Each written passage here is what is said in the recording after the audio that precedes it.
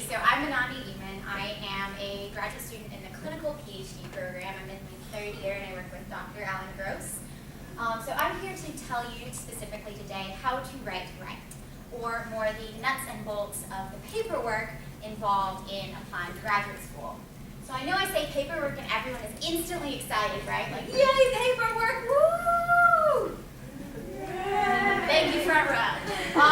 So obviously that's not everyone's response to paperwork typically, but if you're sitting where I was not that long ago, you're probably thinking, okay, what is all of this? So today I'm going to cover probably the three most challenging paperwork components of applying to graduate school. So those are curriculum vitae, or vitae for plural, statements of purpose, and letters of recommendation. You're also probably sitting there wondering, how do I write these things? Good question. I'm going to get to that. You're finally probably wondering, why do I need to write all of this stuff anyway? So the answer to that is pretty simple. If you want to get into graduate school, you need these things. All right, so moving forward. So first off, I want to talk about the curriculum vitae. How many of you have heard about a curriculum vitae? Okay, some hands, lovely. So a curriculum vitae is sort of the cousin to the resume, which is probably something everybody's heard of. So has everybody heard of a resume? That's you? Good, like not. So a curriculum vitae in a nutshell is basically what skills and experiences do you have to offer? Welcome, come. What skills and experiences do you have to offer to a graduate program? So it's a formal, highly structured document that's going to look like a CV. Apparently that guy doesn't want to come to grad school. But as a distinction, it's not a resume. So what does that look like? So a CV is going to be more tailored to your educational experiences. So if you've done research in a lab, if you wrote an honors thesis, things like that. Whereas sorry, this is going to distract me.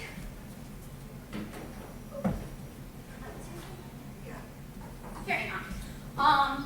Whereas a resume is going to be more tailored to your job experience. So if you work at Starbucks, that goes on your resume, doesn't go on your CV. What do you include? So obviously you need to include your name because they need to know who you are, as well as contact info. You're going to include information about your education, any academic awards or honors, publications, presentations.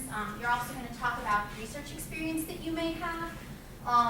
If you're applying to a clinical or counseling program, if you get an opportunity for clinical experience, that's going to go on there as well. And then other relevant experience. So what does this actually look like, if you ask? Well, it looks like this. Oh, that's not the button I wanted to click. So this is actually the CV that I submitted for graduate school. I want to start off with a caveat of there is no one right way to do the CV. There are a lot of wrong ways to do a CV. So you'll see here at the top I have information about education. So this includes the university that I graduated from. You'll notice summa cum laude, so that's graduating with highest honors, not to brag. So that's basically if you're doing really well academically. You're also going to include relevant coursework. So say you're interested in applying to a program in clinical psychology. Well, maybe you would put the fact that you took social science stats, things like that.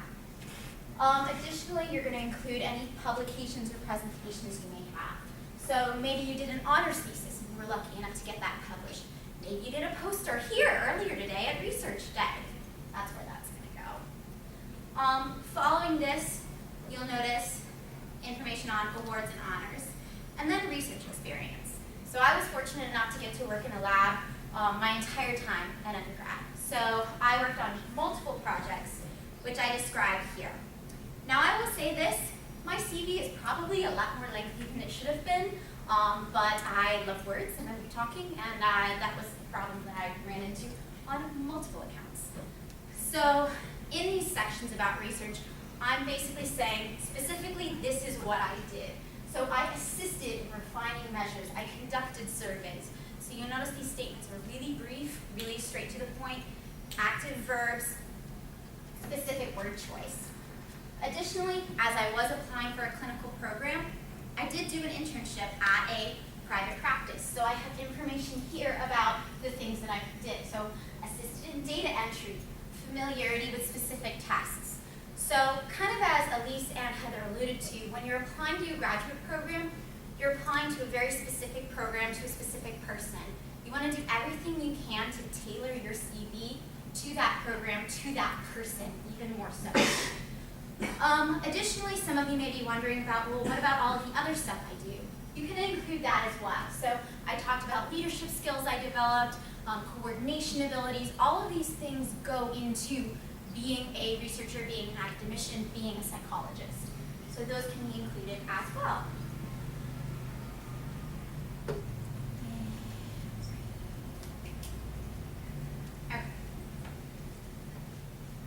Example. So some pretty specific do's and don'ts. So do highlight your strengths. You'll notice my CV was kind of chunked into specific sections. You want to put the most important chunk on the first page. So CVs at this juncture in your career should be about 2 to 3 pages. So really brief, but the most important stuff should be right there on the front. So this is going to be something that somebody's going to pick up, and within 2 minutes, they should know who you are, what you have to offer. Sometimes they might not even get past the first page. So you want to make sure that important information is right there, right up front. Catch their attention. So highlight your strengths. As I was saying on the CV, use active verbs and vary your word choice. You don't want to have 5 bullet points that say, I did this, I did that, I did this. It's boring to hear, it's boring to read. You might want to have 1 or 2 of those, but you want to try to be as versatile as possible. Additionally, something that I do not necessarily always succeed in, you want to be concise. So as I said, that CV should be about 2 to 3 pages, so you want to trim things down. A good rule of thumb is if you can't think of 3 bullet points to include in a section, don't include the section. It's not worth it, it's just taking up space.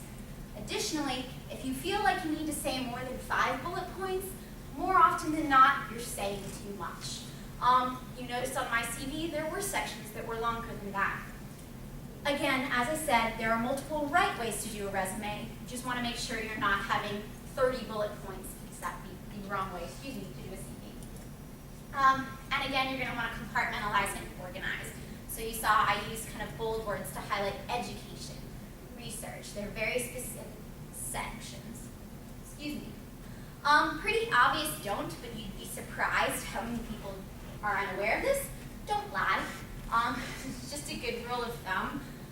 If you lie on your CV and say you're capable of doing a specific thing, and then you get into an interview and someone asks you about it, and then you have to admit that you can't actually do this, you're going to look pretty stupid.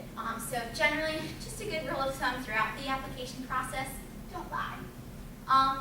Do your best not to include redundant information.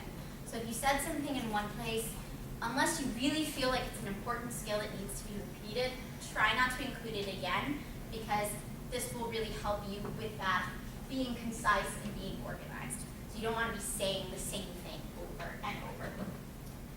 Additionally, don't use unprofessional language or font. So this should be a really formal document.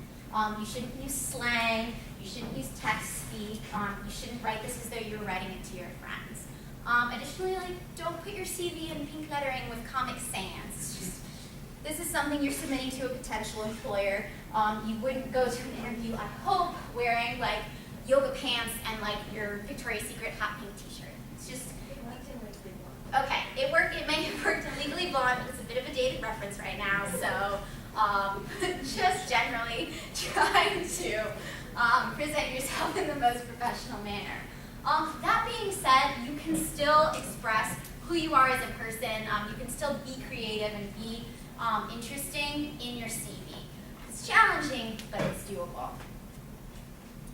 So what comes next? Your statement of purpose. So your statement of purpose is, in a nutshell, what do you want to do and why grad school? Your statement of purpose is also going to be pulling information from your CV. So this is basically a brief, formal essay, usually about 2 pages, about who you are, why you want to go to grad school, and why you're a good fit for the program. So that's something that kind of Elise and Heather alluded to earlier, where you're going to be applying for a specific professor.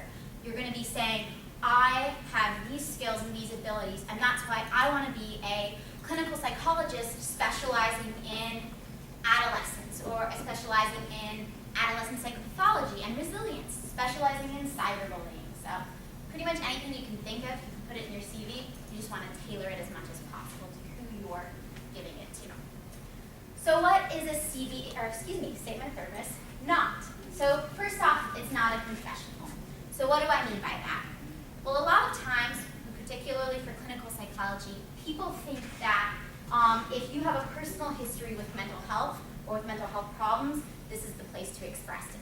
So people will say, oh, I want to be a clinical psychologist because I struggled with an eating disorder for my entire life.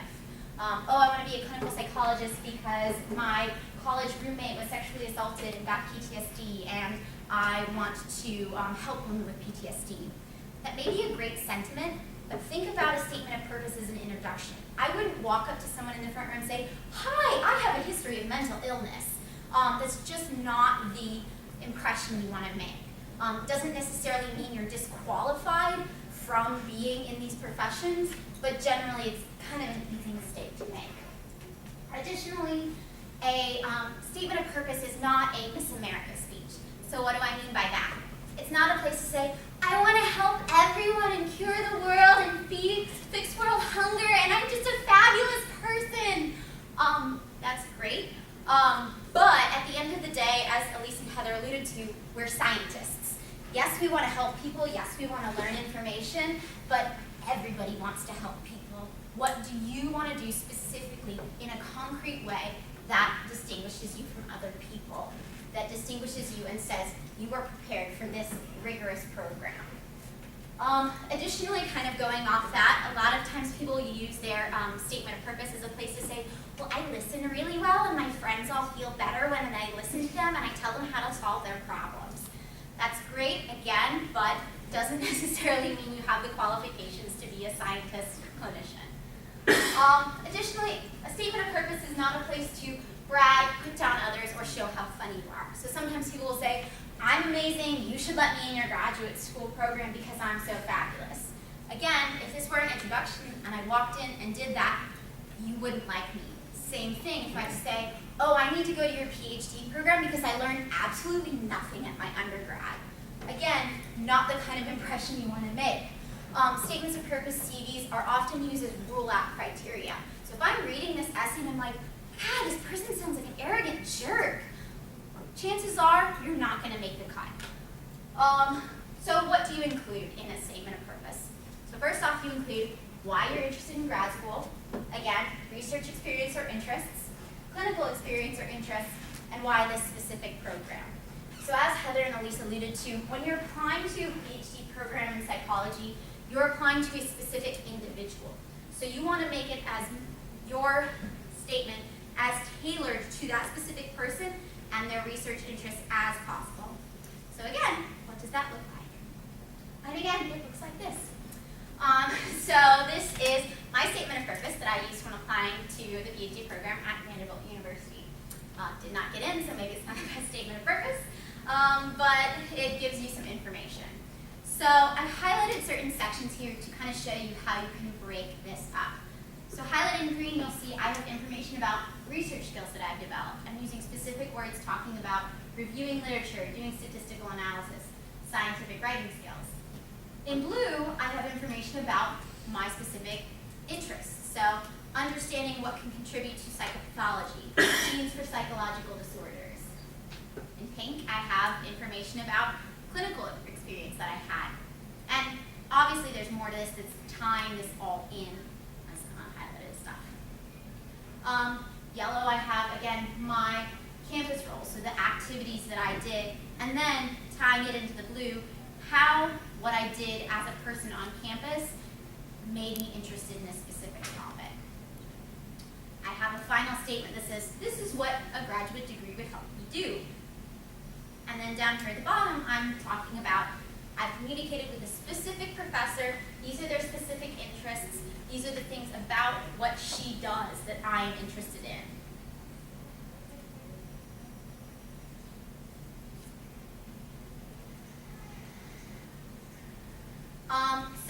As I said, tailor your statement of purpose to the advisor, or at least the program that you're applying to. A lot of times these programs have websites. The specific professor will have a website where they say what they do, what their interests are. You can pull terminology from those websites to tailor it so that your statement of purpose is setting you up to be the best fit possible. Get advice from students or professionals in your area of interest. If you are working in a lab right now, talk to the students in that lab, see what they have to say. If you're not, talk to your professors. Additionally, keep it concise and professional. So most graduate programs will say your statement of purpose should be no longer than 2 pages. So really brief, really quick. Don't be vague or cookie cutter. So you don't want to write one statement of purpose and send it out to every single graduate program you apply to. This basically makes it look like, one, you didn't put in time or effort, because it's pretty apparent when you write a form letter. We've all gotten the form letter or form call from a business or company. We know this isn't individualized to us. Additionally, it also makes you look like you don't really know what you want to do. That's not necessarily a bad thing if you actually don't know what you want to do. When in doubt, fake it until you make it. So at least seem like you know what you want to do, even if that changes once you get into graduate school, which, trust me, it will. Again, don't lie, brag, or suck up. This is an introduction. This is a chance to say, this is who I am. Nice to meet you. You don't want to come across as insensitive or rude or, on the other side, overly sycophantic. Again, don't be informal or unprofessional. This is a letter or an essay, essentially similar to what you would write for a class. It shouldn't be conversational. It should be very, very formal. Last but not least, letters of recommendation. So letters of recommendation are essentially who else thinks you should go to graduate school. These are going to be a series of at least 3 letters, sometimes more, from specific individuals in your area of interest stating who you are and why they think you're a good candidate for graduate school. So letters of recommendation are not a character reference. So asking your boss at Dairy Queen to write you a letter of recommendation, not a good idea. Asking your mom or your grandma or your pastor, it's just not going to give the graduate program the information they need to decide whether or not you're a good candidate. So who do you ask? Well, you want to ask professors in your area of interest. So if you're interested in applying for a PhD in clinical psychology, ask your clinical psychology faculty. And these should also be professors, not just people who you got an A in. Because we've all had those classes where you got an A, you sat in the class, you never said anything once, you just showed up and you did your job. That person isn't going to be able to say anything specific about who you are and why you would be a good candidate. Additionally, expertise. So you may have a great relationship with your English 101 professor, but if you're applying for a program in psychology, what that person says doesn't necessarily carry the same weight as your psychology professor. Even within that, if you're applying for a clinical program, you should ideally have at least 2 clinicians writing you a letter. So this is somebody who is licensed as well as being a professor in this area. Additionally, qualifications and connections are a good thing to consider. So say you're really, really passionate about the research done by a professor at Auburn University. Well, you might think to yourself, Dr. Smitherman actually got his PhD from there. Maybe he and I have a good relationship. Maybe he can write me a letter that says, okay, not only do I think this person is qualified, but I, as an alum from this university, from this program, think they would be qualified. That's, again, going to carry more weight than just a general letter. So how do you ask? First and most important rule, give your professors time. So graduate applications are typically due in December. You should be asking in August. You should be hinting sooner than that. It takes a lot of time and effort to write these letters, and these professors have a lot on their plate. They're doing way more than you even know. So you want to be as professional and give them as much time as possible. Again, this is sort of the thing where you want to be polite and more formal. Even if you have a casual relationship with a professor where maybe you stop in at their office hours and say, hey, you want to go in and say, Dr. Dowling, I really enjoyed your class. I really think you're a wonderful person. I really admire what you do. Would you please consider writing me a letter of recommendation? So you want to be, again, as polite and formal as possible. way to do this, to set it up for your professors, and what I did, I was a bit of an overachiever because you couldn't tell. You want to provide your professors with as much information as possible about the programs you're applying to, deadlines. So this includes information like, where are you applying to? Is it a master's program or a PhD program? What kind of program is it? Is it an experimental program or a clinical program? Who in that program are you applying to work with? When is the deadline? Ideally, you can have this sort of information in a spreadsheet. And what I did was I made packets, because I love packets. So I had the spreadsheet. I had a copy of my CV in there to give to my professors so they knew not only did they just know me as an awesome person, but here's all the other awesome stuff I did. I also wrote down where they knew me from. So if I was in their intro class and then I took an upper level class with them, that sort of information. And when I went and asked these people for if they would write me a letter of recommendation, there's all this information that I'm giving them right at the front end. So it makes me look professional and put together, and it makes their job easier. So I cannot show you a copy of the letter of recommendation because you don't get to see these. You are not provided with a copy typically. Important thing to add, I say letter, but typically how this works now is you will start your application process on a department's website, and they'll ask you to list your recommender's name and email. Your recommender will then get a link, and they can either upload a recommendation or they can copy and paste something in there. So letter, but you're not actually mailing anything. They're snail mail, hopefully. So what do you do and do not do when you're asking for letters of recommendation? So first off, be smart in who you choose. Some professors may have more on their plate than others. They may be more busy. Some professors, maybe you didn't do so great in their class.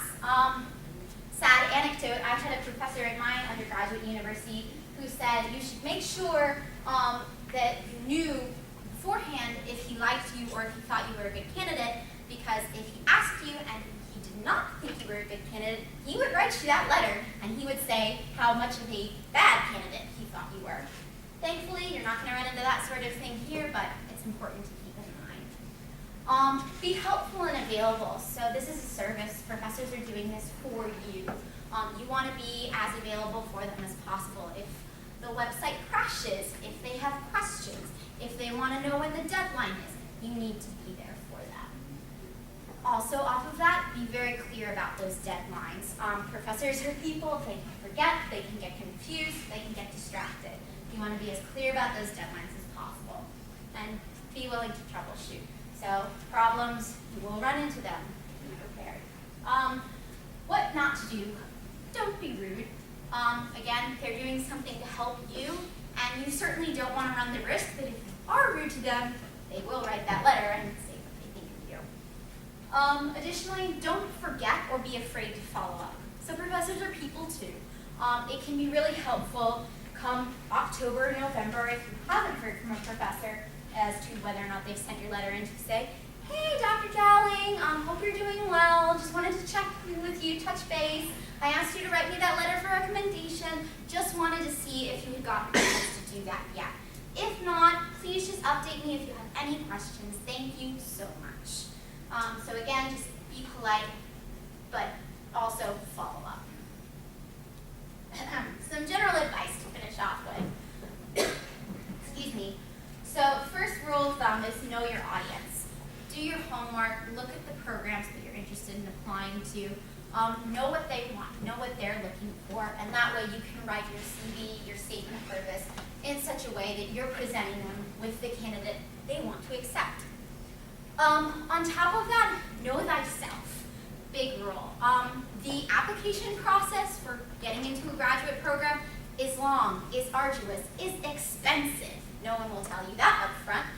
It costs thousands of dollars because they want $100 just to look at your application. And after that, then you get to grad school, which is long and arduous, and you are poor.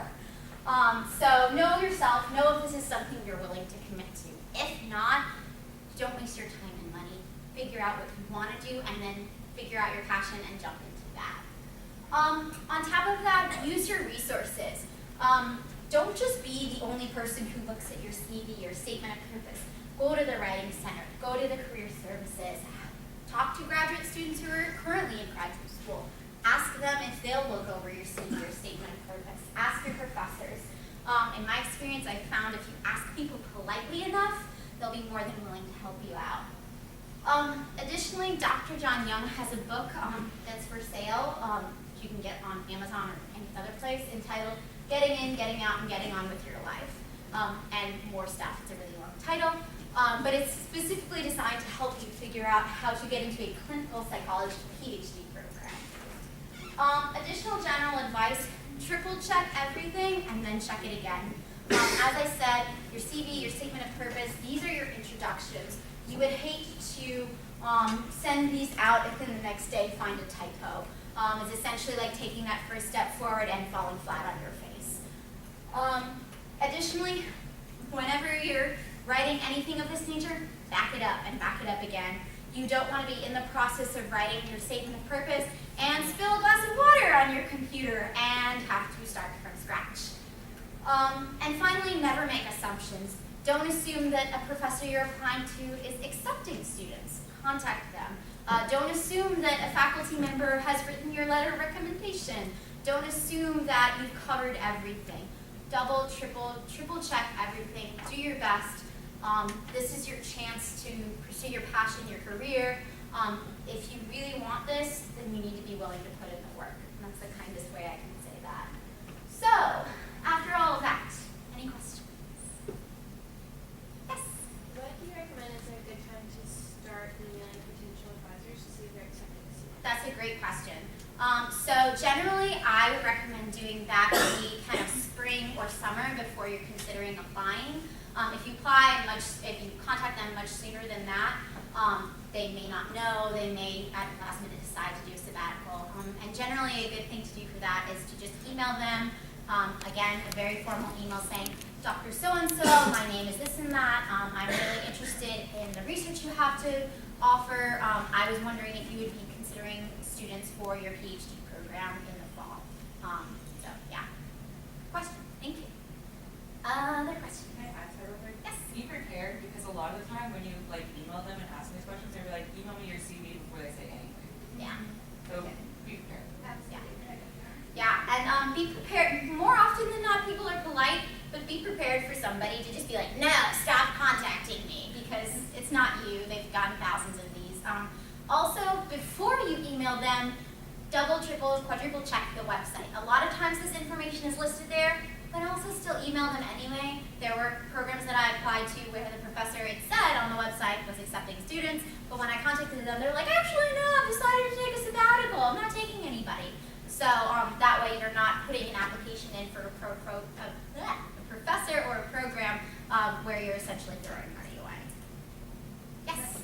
If something really great happens, like you're published or you do a project after you submit your application, is it appropriate to contact the professor or the program that you're applying to update them? And if so- Generally, it depends. People give you different advice. I would say generally it looks like bragging. Sometimes, however, though, when you go to an interview, so if you get that kind of thing, you can come and bring your CV and say, oh, and one of the other things I'd love to talk about is recently we finally got accepted to this paper, and so that can be a good